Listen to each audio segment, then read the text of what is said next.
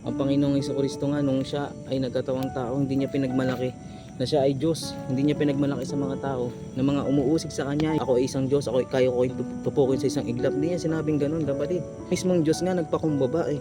Siya ay pinanganak sa sabsaban lamang at lumaki na isang simpleng buhay lamang. Tayo pa kayang mga tao, kapatid? Bakit hindi natin kayang magpakumbaba sa Panginoon? Bakit hindi natin aminin sa Panginoon? Tayo tao lamang, limitado lamang yung ating kakayahan, yung ating buhay may hangganan. Huwag mong hayaan na ang mga bagay na ito, ang salita ng Diyos ay tinatawanan mo lamang at sinasawalang bahala mo.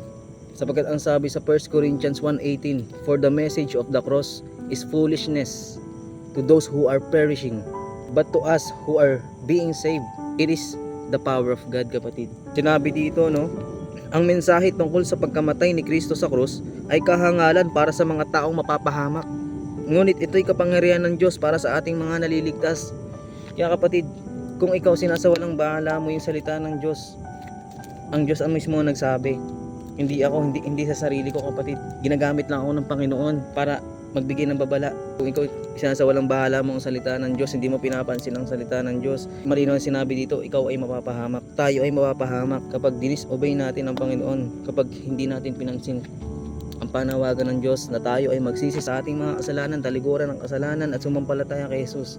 Sapagkat lahat tayo, kapatid, nangangailangan tayo ng kaligtasan dahil on the way tayong lahat sa impyerno, dahil lahat tayo ay nagkasala at hindi tayo naging karapat-dapat sa paningin ng Diyos.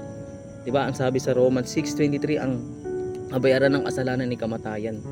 Kamatayang physical at kamatayang spiritual doon sa impyerno. Lahat tayo ay deserve natin mapunta doon. Kaya gumawa ang Diyos ng paraan para tayo ay hindi mapunta roon dahil sa laki ng pagmamahal niya sa atin. Sinakripisyo niya si Jesus, ang kanyang kaisa-isang anak na mamatay sa krus para sa kasalanan mo, para sa ikapapatawad ng kasalanan mo at kasalanan ko, kapatid. Ngunit ito'y kapangyarihan ng Diyos para sa ating mga naliligtas. Diba ang sabi, kapatid, sa Romans 10:17 na ang pananampalataya ay bunga ng pakikinig. So ngayon, kapag ikaw ay nagkakaroon ka ng kainteresaduhan sa salita ng Diyos, kapag nagkakaroon ka ng kauhawan, kagutuman sa salita ng Diyos, kapatid, ito yung indication na ikaw ay naliligtas dahil nagkakaroon ka ng pananampalataya. Yan ang bunga ng pananampalataya. Ang bunga ng pananampalataya ay pakikinig at pangangaral tungkol kay Kristo, kapatid. Huwag tayong tumulad kay Satanas. Kapatid, hindi nilikha ng Diyos ang masama. God did not created evil. Sa creation ng Diyos, nilikha niyang lahat na perpekto at mabubuti. God created Lucifer and the angels. Kapatid, hindi nilikha ng Diyos ang kasamaan.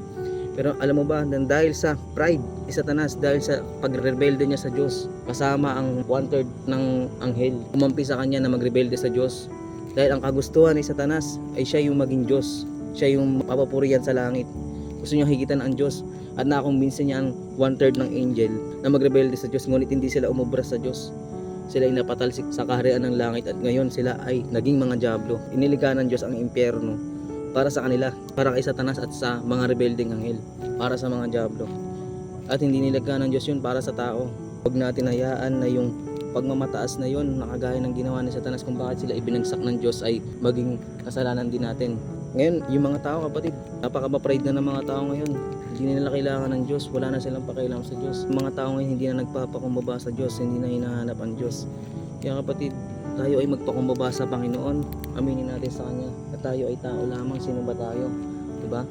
Ang Panginoong Jesucristo nga nung siya ay nagkatawang tao, hindi niya pinagmalaki na siya ay Diyos. Hindi niya pinagmalaki sa mga tao na mga umuusig sa Kanya, ay pinagtatawanan siya, sinasabihan siyang baliw, nasabihan siya ng lapastangan siya, lahat ng masasakit na salita sinabi sa Kanya nung siya ay nagkatawang tao.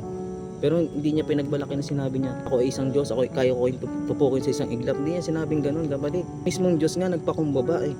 Siya ay pinanganak sa sabsaban lamang at lumaki na isang simpleng buhay lamang.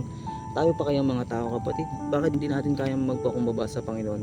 Bakit hindi natin aminin sa Panginoon? Tayo tao lamang, limitado lamang yung ating kakayahan, yung ating buhay may hangganan. Limitado lang ang ating pag-iisip. Hindi natin kayang matarok yung kaisipan ng Diyos, kapatid. Kaya kung ikaw naguguluhan ka kung ano ba yung katotohanan, ano ba mangyayari pagkatapos ng buhay natin sa mundong to, kapatid, magpakumbaba ka sa Panginoon. Kausapin mo ang Panginoon sa espiritu at sa katotohanan.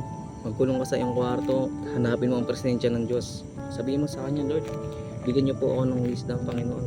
Gusto ko pong malaman ng katotohanan, Panginoon. Ako ay nagpapakumbaba sa iyo. Ako po ay humihingi ng tawad sa mga kasalanan ng gawa ko. Lord, tulungan mo ako na matalikuran ko ang mga kasalanan ko at sumunod na sa iyo. Magpakumbaba tayo kapatid habang may oras pa, sapagkat ang kaligtasan ay nandito lamang sa mundong ito. Sobra-sobra na yung pagmamahal sa atin ng Diyos. Kung tayo sa kabila ng tayo ay nagkakasala sa Kanya, na sa kabila ng tayo ay nagiging lapastangan sa harapan niya, sinasawalang bahala natin yung mga utos niya. Napakamapagpasensya pa rin ng Diyos sa atin. Nananatili pa rin ang Diyos na minamahal tayo.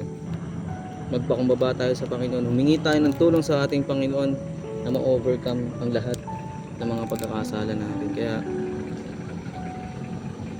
Kaya ayun kapatid, hallelujah, purihin ang Diyos. Ngayong narinig natin ang tinig ng Diyos, huwag natin pagmatigasin ang ating mga puso. Kumakatok ang Panginoong Hesus sa iyong puso, huwag mo siyang pagsarhan. Mahal ka ni Jesus, namatay siya para mabigyan ng kapatawaran ang ating mga kasalanan dahil yun sa dakilang pagmamahal niya sa atin.